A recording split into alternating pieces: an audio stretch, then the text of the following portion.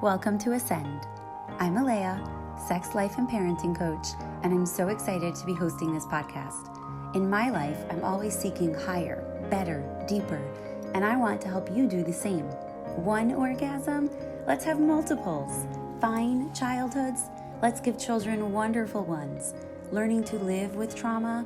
Let's heal and thrive post-trauma. Friends and spouses? I want soul connections and wild lovers. This podcast is an invitation. This podcast is a revolution. This podcast is ascension.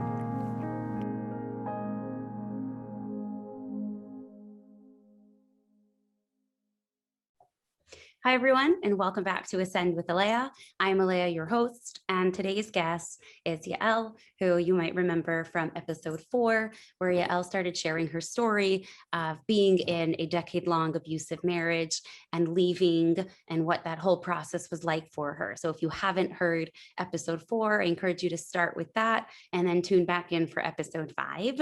For those of you that did hear episode 4, just to recap about where we are. In the last episode, we had left off with Yael sharing how she had left for the first time and then how she decided to come back and give it another shot, and how the physical abuse had stopped at that point, but the emotional and verbal and mental abuse was still very much prevalent at that point. And we had decided that we were going to pause that recording and do this as a 2-part episode because her story is so important that we wanted to give it all the time and space it deserves so that we can have the greatest impact. So Yael, thank you so much for coming back on to another episode of this and sharing more of your story with all of us. I know people have been so deeply impacted by your story and they are waiting to hear the rest of it. So thank you again. You're very welcome. And we are just going to go right into continuing this. So at the end of last episode, we touched on this briefly, but I wanted to hear about, where were your children in all of this, right? Because you have a couple of children at this point and, were they impacted by this? Were you seeing that impact? How did they factor into your experience, to your decisions around all of this? Just give us all some insight into that. Sure.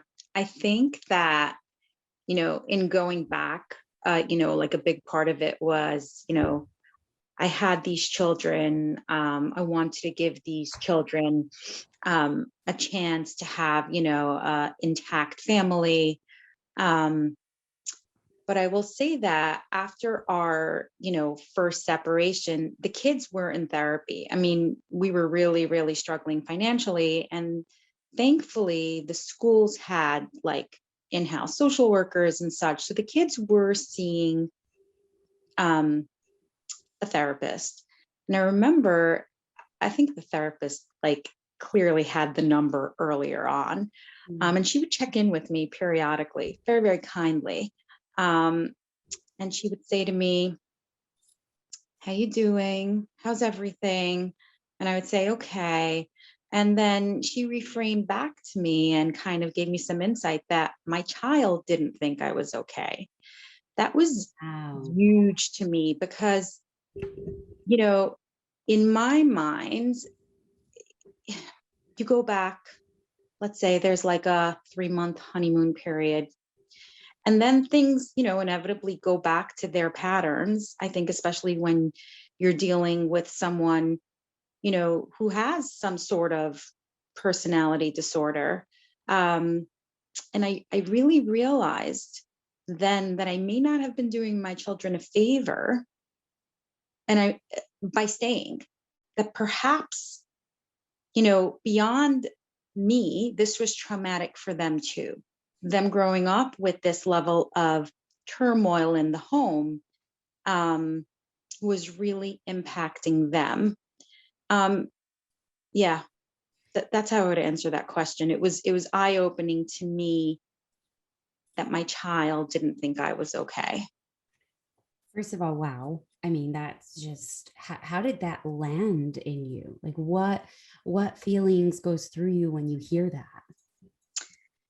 One, light bulb, Oprah light bulb for sure. Mm-hmm. And 2, guilt. And 3, confusion. Because, no matter what, I am very much this protective mother lioness of my children. Yes, I can Um, vouch for that.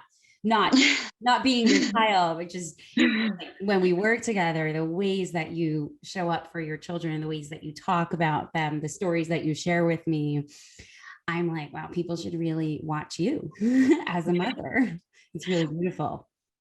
so yeah, I think it's, it was a series of a penny drops, but that was a big penny drop for me when I really understood that I wasn't doing my children any favors by staying in this tumultuous relationship.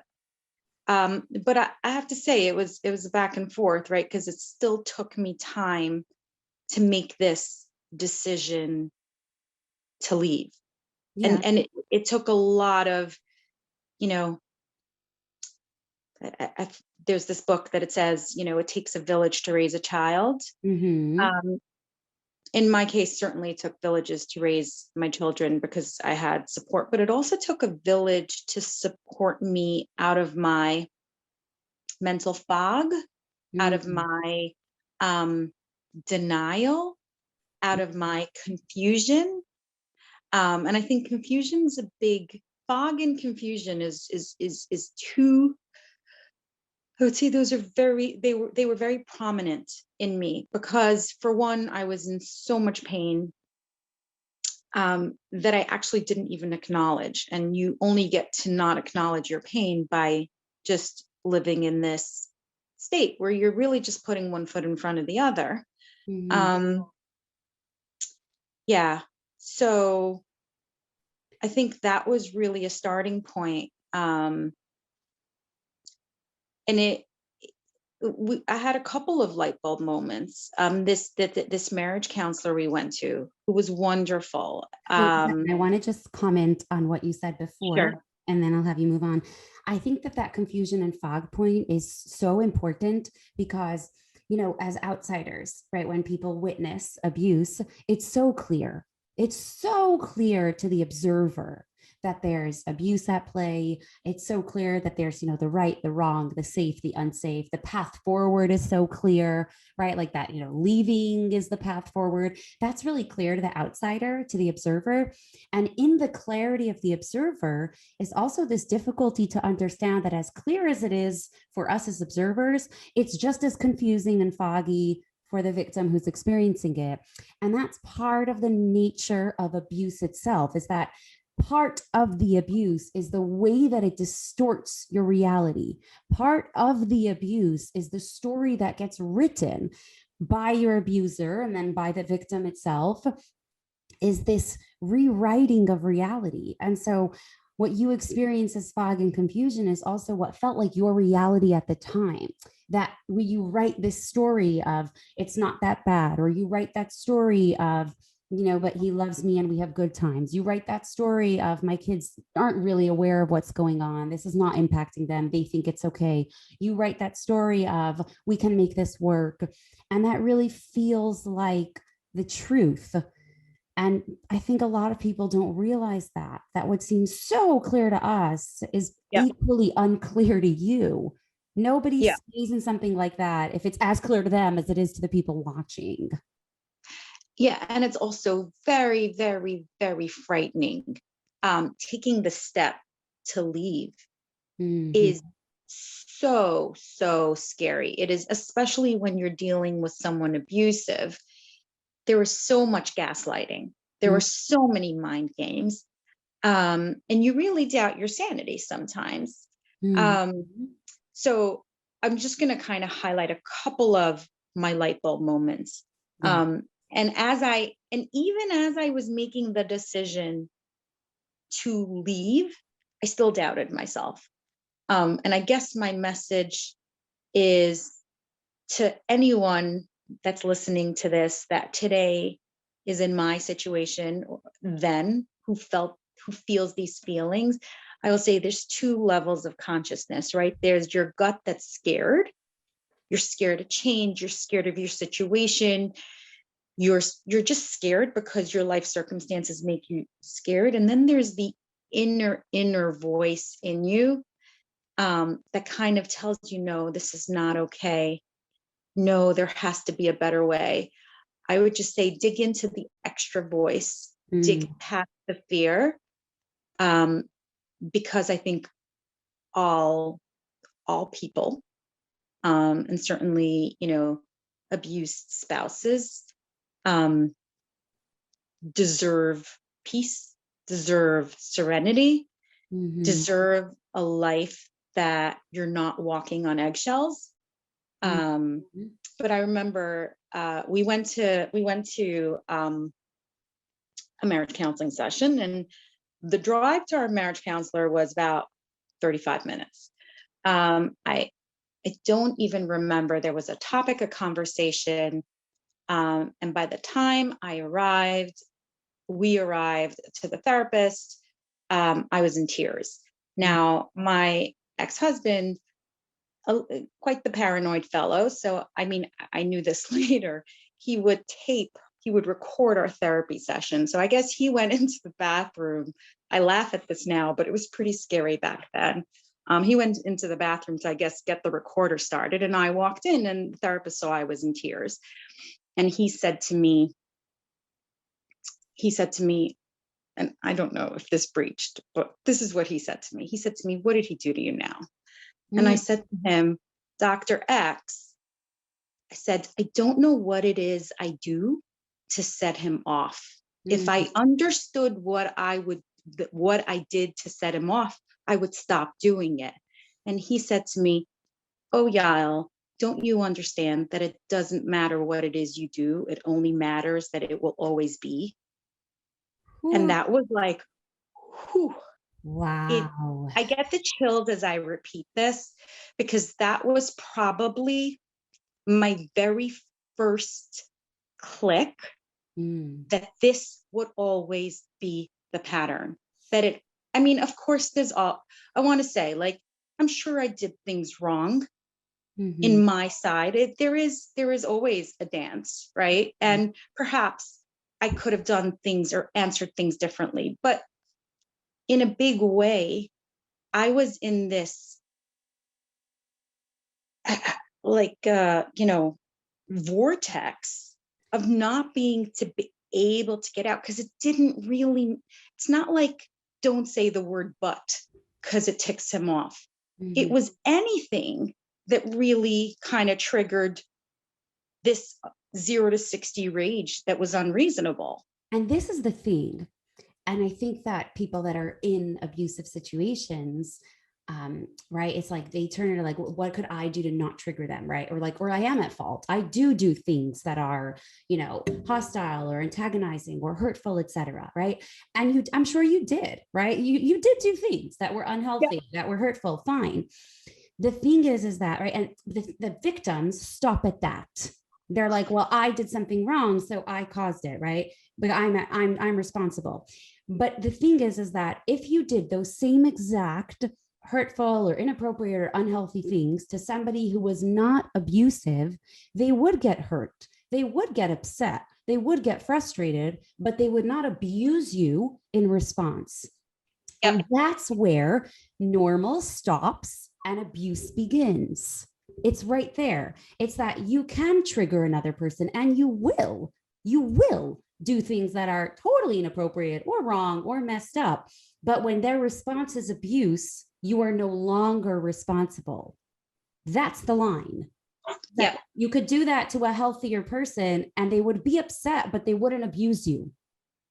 That's the line. It's very interesting, because I had this thought, I think it was last week, when you had some stories about what is healthy conflict. I think I would say this, that in an abusive relationship, there is no healthy conflict. There is very little ability to have conflict and come out of it safely, because it's always personalized as an attack. Yeah. Even if it's, I really wish you would spend more time with the children on a Sunday. That turns into, you're attacking me. You undermined my parenting, and how dare you? And I mean, this is just a very high level, silly example, but many, many more. Right. And you Yeah. should be able to express something that you're upset about, or you should even be able to mess up and say or do something wrong, so to speak, wrong, and not be gaslit, blamed, projected on, yelled at, shouted at, belittled, put down, not be all of those things in response. That's abuse. Yeah. Yeah. Very much. I see this so clearly now, Yeah. so many years later. Right. But yeah, therein is an example of like where fog and confusion set in, because you kind of gave up. Because even if you felt you had a point, at the end of the day, you got in trouble. You got in trouble. Ended up in tears and having to apologize. So then you really doubt your sanity. So that was one big point. My therapist gave me my first light bulb moment.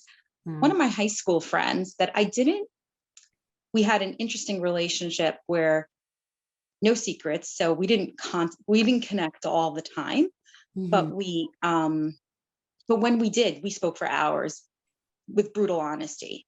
And one time, she said to me, she kind of, reflected back to me, like, why are you here? Why are you still doing this? And I said to her, I love him.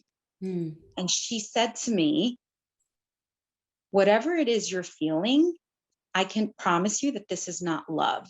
You're addicted to something. Some people are addicted to drugs. Some people are addicted to alcohol. And you, my friend, appear to be addicted to this bad relationship that you need to extricate yourself from. Yeah. And then it was very interesting to me because I wasn't hurt. I knew she said it to me from love, but it was never reflected back to me with logic. I'm a pretty logical person. Right. And when I reflected back on that, what she was saying to me, the premise made a lot of sense, because why was I there? Why was I allowing my children to live through this? Why, what was so hard about making that decision? That was another light bulb moment. My closest friend, who was like a sister to me, she would listen to me cry constantly. Like, I was very honest with her. And at one point she said to me, she goes, look, I will always listen to you. I will always be here for you. But at a certain point, you have to ask yourself, is this what you want? Like, are you going to make peace with living like this? Is this what you're going to do? Or do you need my help to get you out? She did really, really help me get out, connected me with, someone who really, directed me and paved my way out. And then another one, and this is really touching. Wait, I want to respond to that. Sure. Is that I feel like that's a really, really important turning point for people in abusive relationships. And I've reflected this to clients of mine who are in abusive experiences, is that accepting that this is what this relationship will look like, right? There's that whole, denial line of thought of like, no, the person's going to get better and they don't mean it. And I think they can change, right? And it's coming to a point where what if this is what the relationship will look like? And by what if, I mean, this is what this relationship is going to look like. So you can choose to stay, but do that through accepting that this is it. This relationship will always be abusive. It will always be terrifying. It will never be safe. It will never honor you. And so you can choose to stay, but this is what it will look like. I think that's a really important space of awareness for people to come to, is like, if I'm going to choose to stay in this, I'm going to let go of convincing myself that it's going to change. So at least I'm going to really choose what I'm, sinking into. Or if you're not content with this, then leave, but accept that this is the truth of it. So that's really incredible that she reflected that to you. Yeah. And then I'll say I had a turning point with my ex-husband. So in the first episode, I was explaining to you that really his threat of divorce, I shouldn't say that, his threats of divorce scared me, right? It came a time when I realized it, like crystal clear, that his threats of divorce was going to be my salvation, right? Beautiful. It was going to be my freedom. We had it was on a Shabbos. Again, I don't know what I did. I said something that annoyed him. I think it came down to I had accepted an invitation. Oh, he was giving me the silent treatment for about a week, and then our neighbor invited us for a meal. And given that he wasn't talking to me, I couldn't communicate, but I couldn't tell my neighbor that my husband wasn't talking to me. So I did. I accepted the invitation, and it didn't. I at a certain point I had told him, but it was that weekend that he was just so furious. Like, you accepted this without talking to me. Okay, we're not going to go into the logic that I couldn't talk to you. I was scared of you. And he said something to me, and I actually quote it because these words are engraved in my mind. He said to me, "I daven for you to die every day." And it was again that banner in my head that said, "He is crazy." And the other banner in the ticker tape in my brain said, "You must leave him. You cannot live with him." Wow. Yeah, and it was really, this is a real example of like the down of the roller coaster.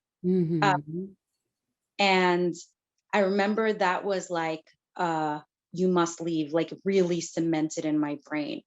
That point, I spoke to my parents, and my father got me a meeting with Reb David Feinstein, and I went to him, and it was such a wonderful, wonderful experience. It was this benevolent, kind grandfather like figure sitting across a simple table. And I told him a bit of my story. And my question to him was, am I allowed to do this to my children? Am I allowed to divorce him? This is what I understand. This is gonna, rock my children's world. It's gonna make things difficult for them. It's gonna destroy, their two-parent family. And his answer to me was, "You have to do it for your children." I know. Wow. What a Yeah, powerful response. it's interesting because his passing this year, I really reflected on how lucky I was to really have a gadol, like a true, like a pious, true blue, real rabbi, real, real leader, give me such simple but beautiful advice. And it stayed with me as I doubted myself, as I watched my children go through the turmoil of what the divorce did to them, of what the alienation did to them. I had the truth that answer, it not only made me feel better, but it resonated with me as a real truth. Yeah. Yeah, but those were those are pretty much my light bulb moments that led me to leave at the end. Wow. And when you reflect on the advice that he gave you, right, and you call him a true rabbi and a true leader, there's a lot of importance in that statement, because I have heard from people who have been encouraged by rabbis and by pastors and by community members to stay in abuse, right? Just, don't, if you know that, coming home to burnt dinner or cold dinner angers him, then just make sure that the dinner is hot, right? Or like, just give him more sex. And then, he'll be happy that way, right? Anybody who advises a victim of abuse to stay in abuse is aligning themselves with abuse. So either they themselves are abusive, and that's why, right, like that advice makes sense for them to say, or they support abusers, or they are protecting abusers, or they themselves have experienced abuse, and so they're showing up from a victim space, right? Or they've just like so deeply bought into that women should just be submissive and subservient and all that. But any recommendation to stay with abuse is aligned with abuse. So I agree. yes, I need people to really, really keep that in mind, is that those people aren't telling you something true. They're just aligning with abuse. And I actually, sadly, I had plenty of that too, because there were many rabbis, family rabbis, go speak to this person, um, who gave that type of advice to me. And certainly I think that did play into me going back again, or staying long enough, because I did have those, he's going to work on himself, he's going to try to do better. I had, this rabbi slash family friend that, I told my story to, and he cried, but those were crocodile tears, because what did you do to help? Mm-hmm. I mean, I do think that, the guts, the ugly of my story can make many people cry. It was just horrific. Mm-hmm. But then what are you doing? What are you doing to influence? What are you doing to help? Yeah.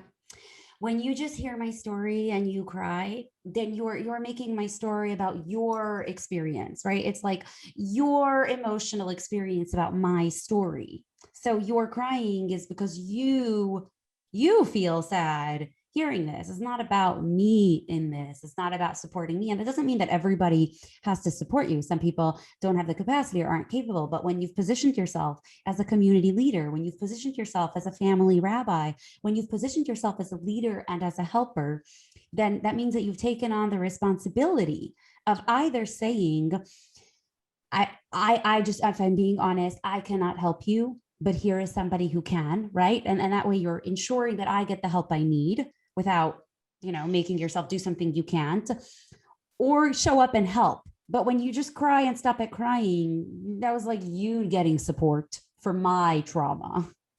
Yeah. Yeah. Agreed.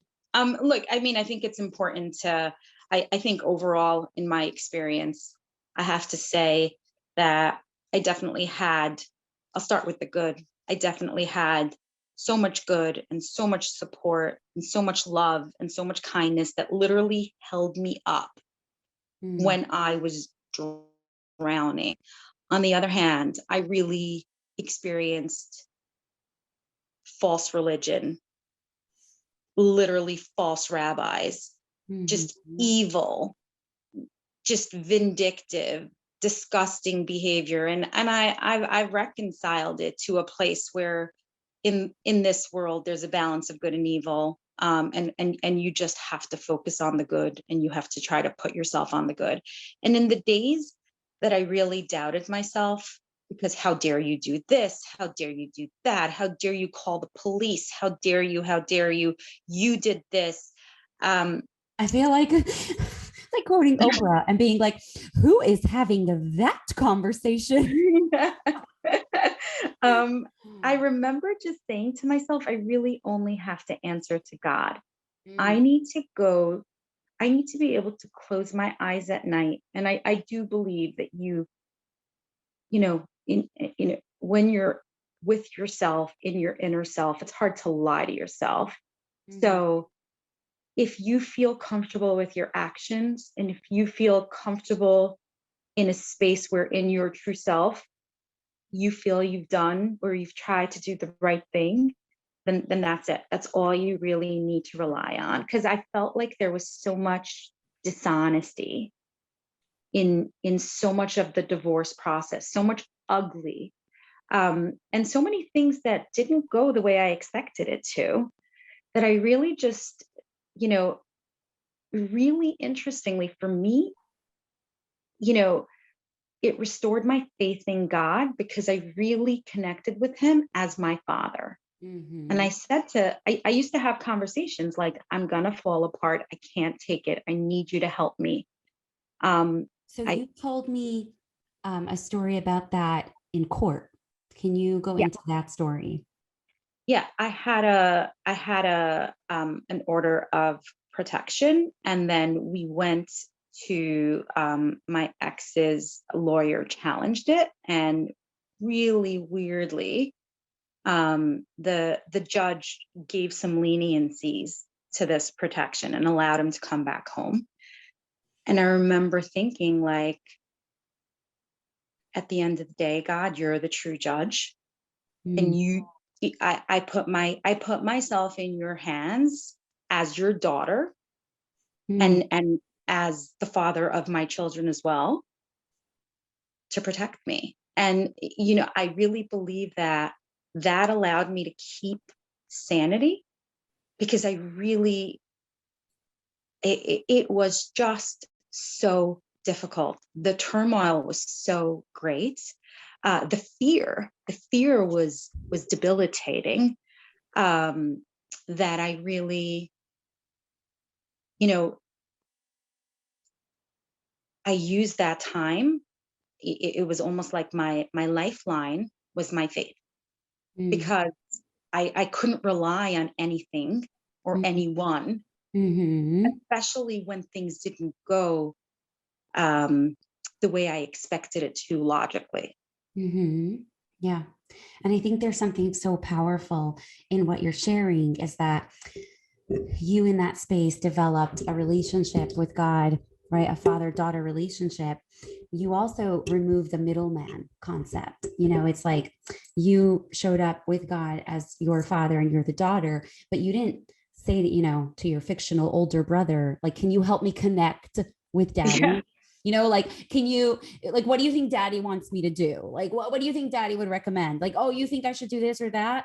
And there's so much of that in a really like toxic way in a lot of religious communities where you have rabbis or pastors or priests or leaders that abuse their power, and then they become your like liaison to God, but in a really toxic way, right? It's like they start speaking for God and controlling you and telling you whether God's disappointed in you or telling you whether God will approve of this, and there is merit to having mentors and to having rabbis. Like you had a remarkable experience with, you said Rabbi David Feinstein, Yeah.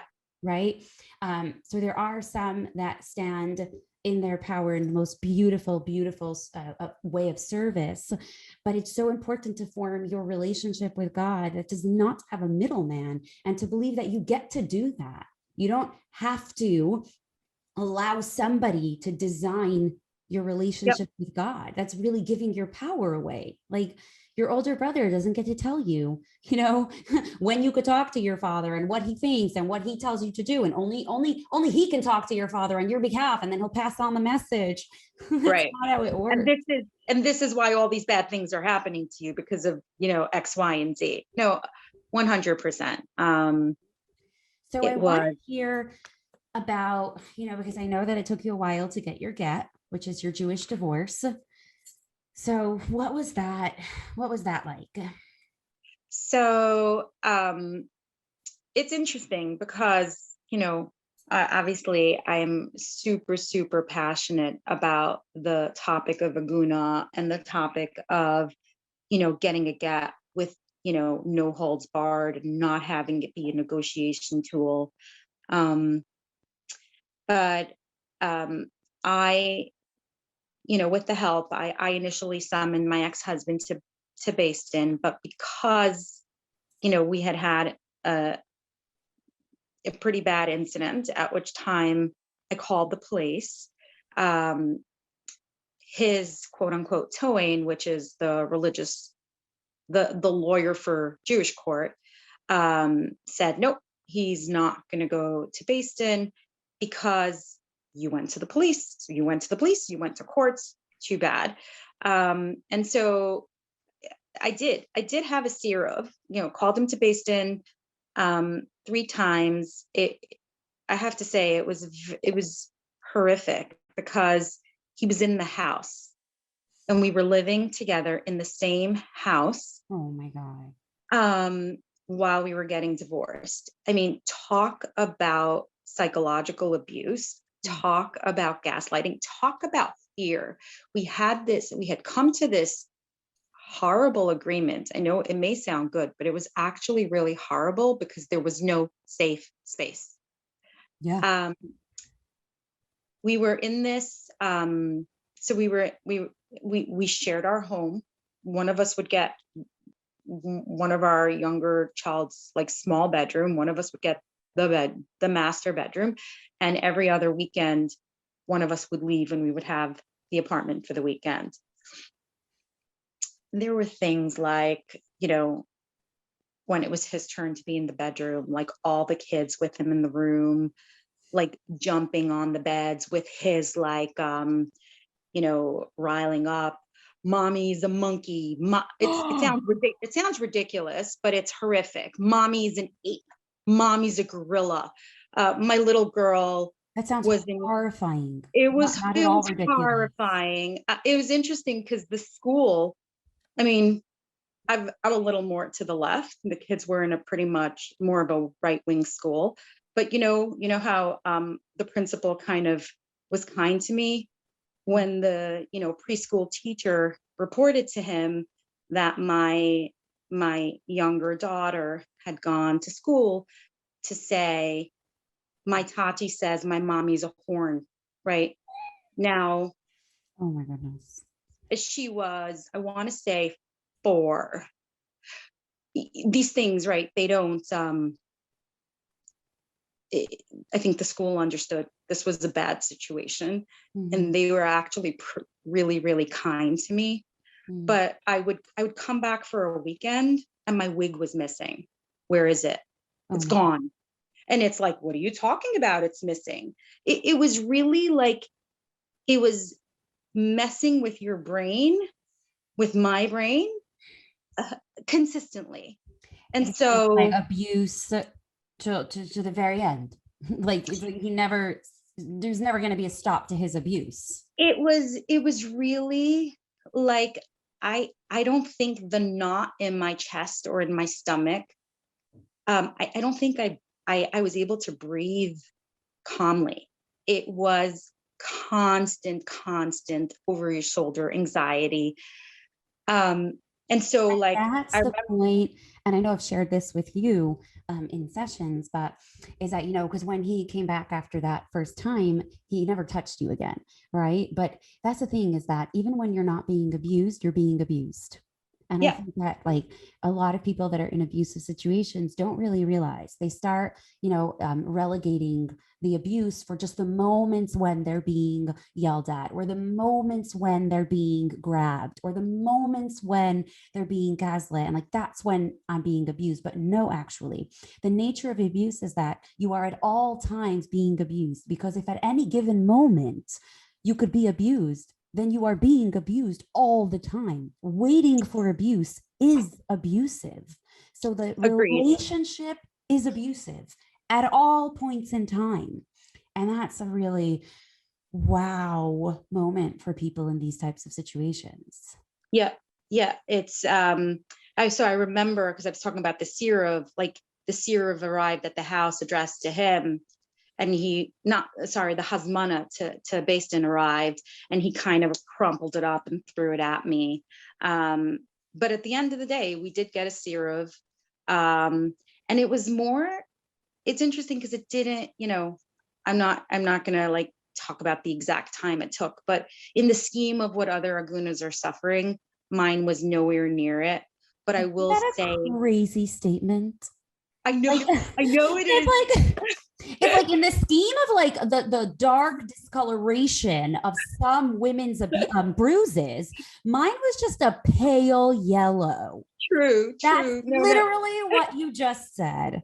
true, Oh. but from a months, years that it took to get it, that this was so flawed in our system is that you are grateful that you only had to wait for your get for X amount of time when other right. women have to wait for whoa X amount of time.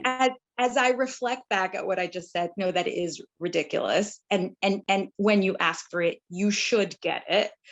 But I will say that I had the fear of not getting it put into me. His towing said to my towing, we won't give it to her. She's not going to get the get for years. She's going to be used goods. We'll wait till she's old and no one wants her.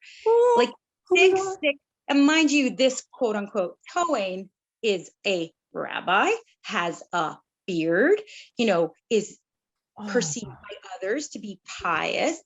I will say that my disgusting divorce saga really turned me off rabbis. Obviously I had the exception, but I really just became like, you're all charlatans. Mm-hmm. You all talk out of both sides of your mouth. And I know I'm generalizing when I say this, but I'm just it was a trauma for me. Yeah. No, my ex-husband was trying to get custody of my children because I would, quote unquote, destroy their Yiddishkeit. My great sin was not wearing stockings in the summer. But this man who wore a black hat and shuckled in shul had been, visited strip clubs, right? But nobody knows that when you wear a black hat and you shuckle and you seem very pious and, like earnest, right? Like his demons, but it is me as their mother that should lose custody of her children because it was me that would destroy their Yiddishkeit. So this corruption of justice and this corruption of religion, as I speak about it still today, it makes my blood boil. I feel so much rage inside of my body right now. It's like, this is just so disgusting to me. Like I am disgusted by all of this. I just, and I totally hear how you're like, well, they're all sick now. That's how I feel. It's so irrelevant to me that there are a few good ones. I don't give a shit that there are a few good ones. Who cares? It's the bad ones that are the problem. So we need to stop going into, but it's not all of them. And like they're perverting Torah. That's not Torah. And I'm like, I don't care where the perversion is coming from. I care that it is happening. So stop with but some are good. And look, even she had a good experience.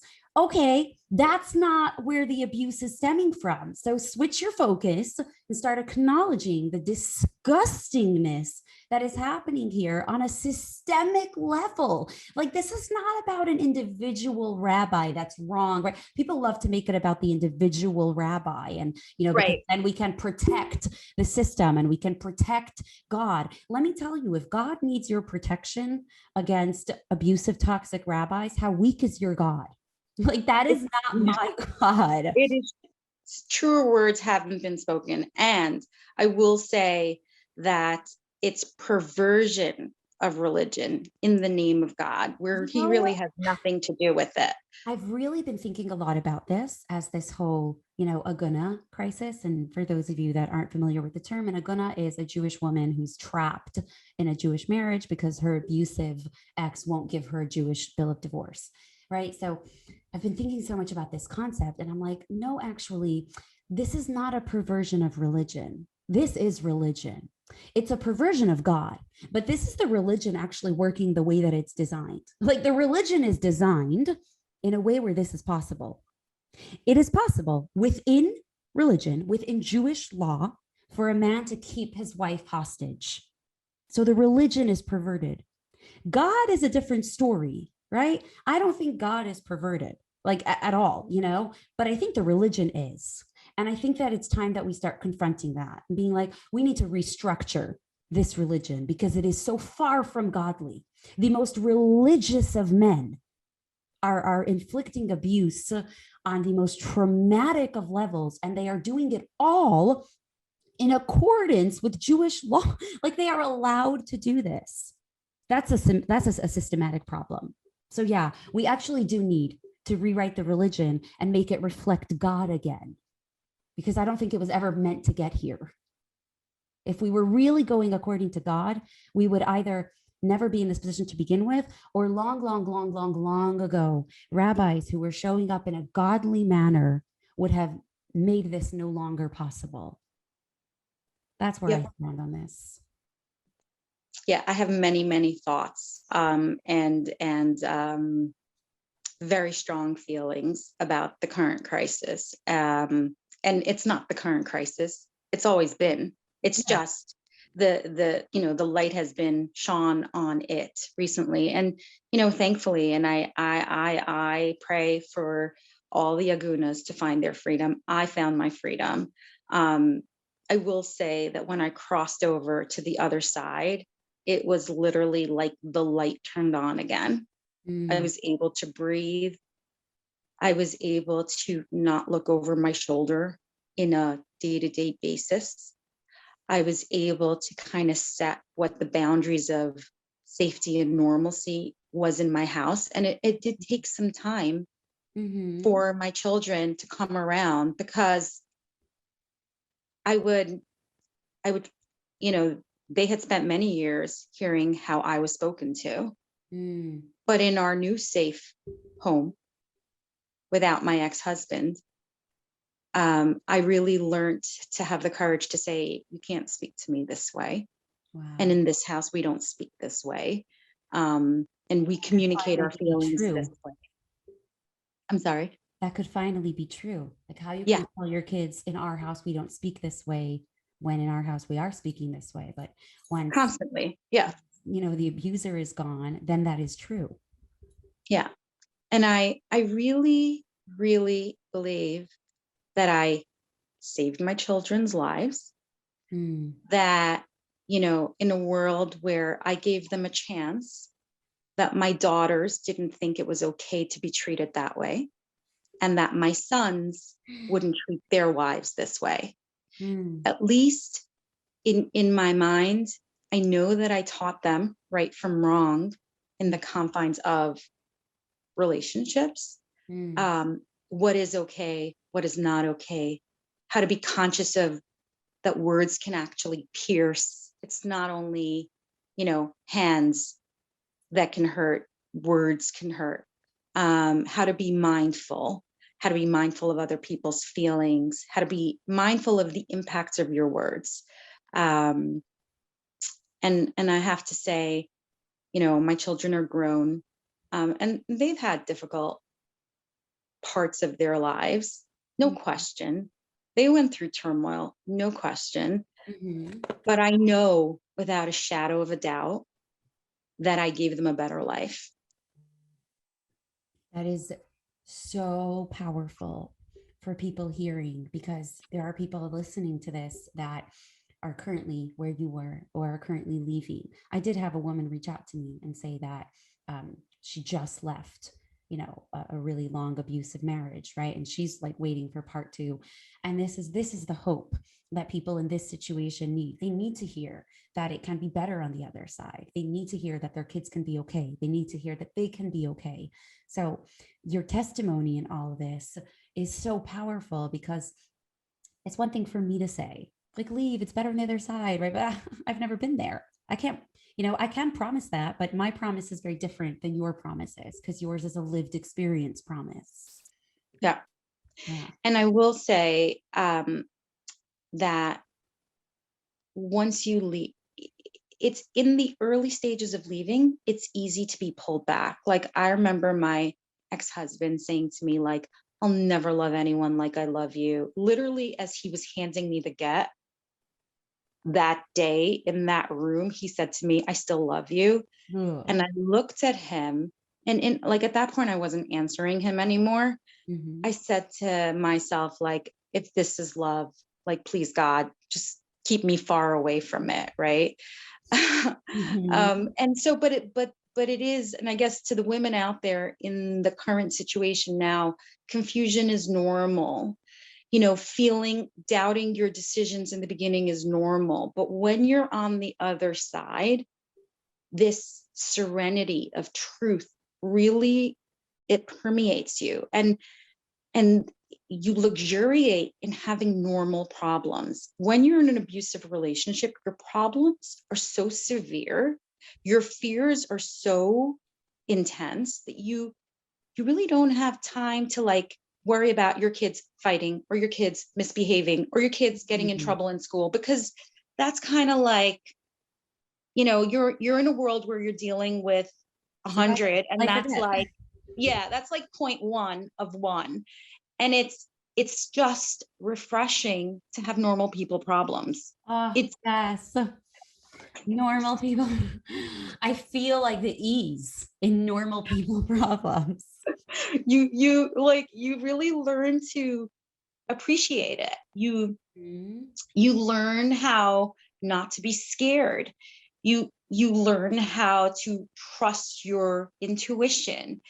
You you learn how to reframe your nuclear family. um and I like, for me, it took me a very long time to consider dating again. I really spent, the first few years after my divorce just healing, Mhm. understanding that I was in a bad situation and needing to heal. Mhm. And interestingly enough, for me, I stayed on with my marriage counselor because, like, telling my story to somebody else would have just been too much to get through. Like, he understood me. I Mhm. needed to, like, understand what it was about me that was drawn to a person like that, how I can trust myself to even like risk assess people, right? Like, how can I trust myself, like, to actually understand red flags and to acknowledge red flags. And Mhm. then I was also scared, like, maybe I'm just wired to pick a wife beater, an abuser. Mhm. um and so I probably spent like 2 to 3 years just unwinding, Mhm. and really like learning to trust myself and to forgive myself, um and to heal, and Mhm. to really just, create a safe space for my family. Yeah. You told me something really profound. You said, I spent 2 years in therapy to make sure that I wouldn't marry him again. And when that him is not marrying your ex again, is that the next person that you meet shouldn't be him, just with a different name and different hair color and different build. Right. And that's Yeah. really powerful. It took me a long time to really trust myself. Mm-hmm. But also I also didn't want to get into another relationship. I understood that I was broken, and I understood that I needed to heal, and I Mm-hmm. understood that I wasn't well enough to get into a healthy relationship. Yeah. I think that, because you spent that time and you did so consciously and intentionally and willingly, that is the only way that your current marriage looks the way it does and is as beautiful and safe and special as it is without that period of time in between, you would have married your ex again. Like, and that's, Yeah. why people land up in the same situation again is because they never changed themselves. So they're going to find the same person again. Yeah. Mhm. Yeah. So And what I think I right? also made the decision that I would rather be alone Mhm. than be in a flawed relationship.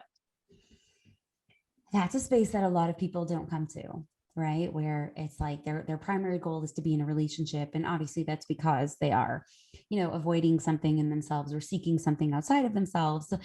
right? But when you come to a place where I'd rather be alone than be in a flawed relationship, you knock a tremendous amount of potential flawed relationships off your list of potentialities. Yeah. Yeah.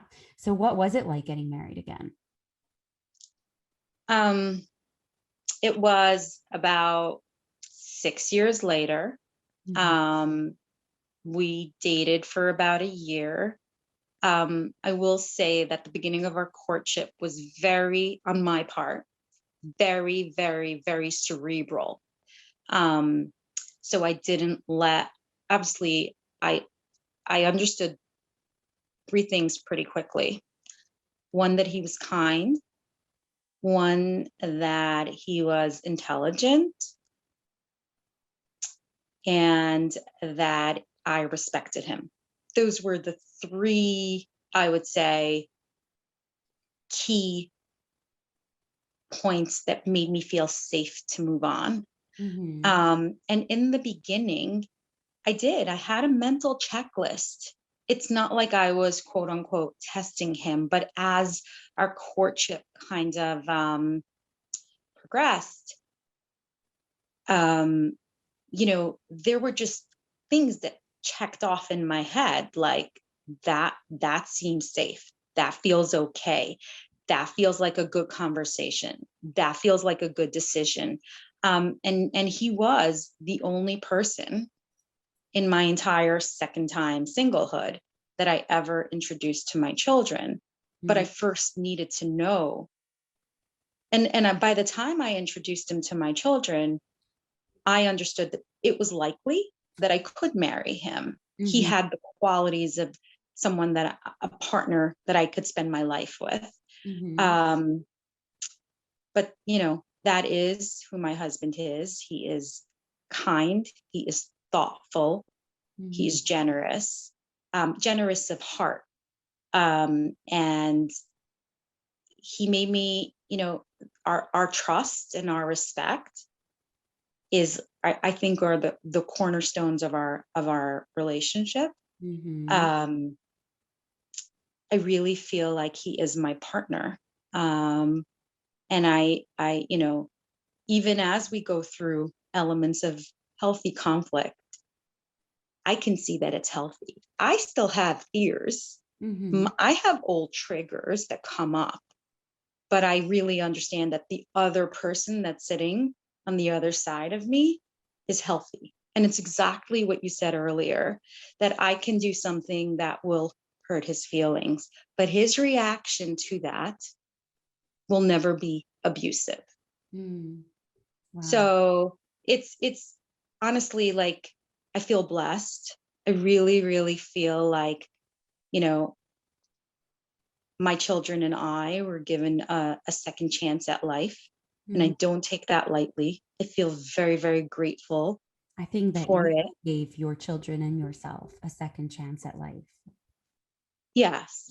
But, I understand that not everybody gets to meet their soulmate. Yeah. And I'm very, very grateful, that I get to grow old with someone that makes me feel safe and loved and who is good to my children. Yeah. That's so beautiful. I'm so happy for you. Even though I know this, I know about him already. I'm like so happy for you all over again. It's really, really beautiful. And I think that what's so beautiful is that you came to a space before you met him where you would have been content within yourself. And so for me, that's already the happy ending, right? Like that's already a beautiful space to be in. And here, this is another layer to that, which is so beautiful. You've shared so many things in the past hour that already answer so many of the questions that I wanted to put forth to you, as you went through it all, what were the people around you like? And what message would you love to share with people in abusive situations, and how did, like, all of those questions. So I really just want to close with giving you this question is, you've addressed people that are in the situation like yours, and you have shared how different people showed up for you. But if you could give a message to people that love people in abusive situations or are observing abuse, people that can be the helpers, what would you tell them? What is the most helpful thing that they can do? What is the most impactful or supportive way that they can show up? I think one is unconditional love, that even if they're not yet making the decision to leave, and even though it's so foreign to you, just understand that it's a journey that they need to get to have their light bulb moment. And when you kind of put the mirror in front of them to show them the truth that other people are seeing, just do it kindly. Understand that they're fragile. Understand that what they really need is support, love and support, because so much else in their life is in turmoil. And if you let me go off topic for 1 second, I will say this: for any mother of a child that's about to get divorced, please, please, please get the divorce prenup. My children did not get married without it. I love my husband dearly now. I did not get married without it. You said, I think, for any mother whose child is about to get divorced. Did you mean oh, whose child's about to get married. Okay. Married. Okay. This is my middle-aged brain. For any child for any mother, for any parent of a child who is, in the marriage parsha, even if it's not done in your community, just do it. Protect your children. And then for anyone who's about to have a second chance at life, I know that sometimes we feel that it's so infrequent that we feel the quote unquote connection. But first of all, just really be true to yourself and ask yourself if you feel safe in all situations. And the second thing is, please, please get a prenup. I think the reality is that there are ugly human beings in the world that will abuse you. And if you have a chance to protect yourself, protect your children, please, please do it. And the reality is also that hurt people hurt people. So this person that at their core might be good and kind and decent, if they are hurting, they can show up in hurtful ways that you could not possibly see when you're in a good space with them. So for that as well, love each other enough to protect one another from what your hurt selves might do to one another. That is how you go into a prenup. Yep. Yeah. Wow, that was so well said. other than saying for children for parents whose children are getting divorced, you can tell I need to go to sleep soon. But I think that what you said was really powerful. I just want to echo that, even if it's like with parents, even if it's not done in your community, listen, if you're a parent listening to this, it is your job as a parent to be the responsible one, the safe one, right? And sometimes that means being the annoying person in your child's life, being the one that sees how things can go south, right? It's like if your child really, really, really, really wants to go swimming in the winter and they're begging you, and they really want to go swimming in the winter. Sometimes as a parent, you have to be the one that foresees that it's too cold and it's not safe and they'll get sick. And you have to be the annoying voice. You have to be the voice of reason. You have to be the buzzkill, you have to be the joy stripper, right? Because you have to hold the safety for your child. And it's the same thing here. Yeah, you have to be the one to poke a hole in their romance, right? To burst their little love bubble and make them get a prenup. That is your job as parent. You are not their friend. So be the safekeeper and force it. It's the one time I encourage parents to force their children into things. Yeah. And I can say that one of my children's in-laws were maybe, I don't want to say hesitant, but like it wasn't done in their community. And I was like, no go, not walking down the aisle without it. And I think they probably said like, oh, poor woman, she went through so much, that's where it's coming from, but it doesn't matter. I think it's important. It's important to protect your children. And we all hope that our children are going to have happy lives forever. But the reality is, in the world where the religious community kind of gets married, yes, I mean, yes, you do research, but you really, honestly, there's not enough research that can give you ugly personalities. And sometimes it's the parents that are vindictive. And people are very different when they're in like with you and everything's good. And they really, really can turn personalities when you're going against them or you're divorcing their child. Things get ugly. So just buy that insurance. It's pretty simple. And just assert your safety. Yeah. All right. And a person that also values your safety will be willing to sign that prenup. That's a great way to weed out abusers. Somebody who refuses to sign a prenup or who starts gaslighting you. You don't trust me? What? Oh, that you don't love us? Right there. And it's okay if their initial response is like, wait, what? If it's not done in your community, but if they refuse, if they can't get on board, that's a red flag, you know?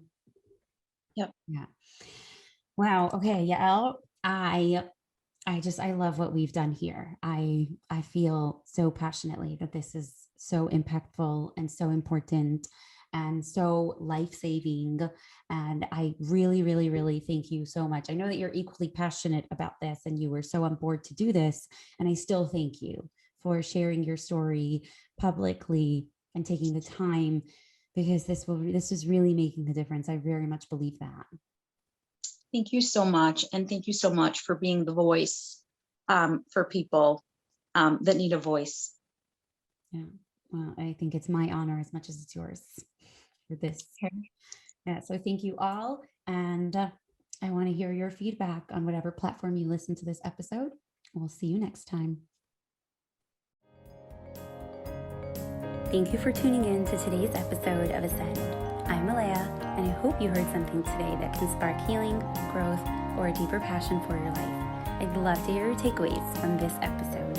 Make sure to like, comment, and subscribe via YouTube or Apple/Spotify. Follow me on Instagram @AlayaBCoaching for more exciting content.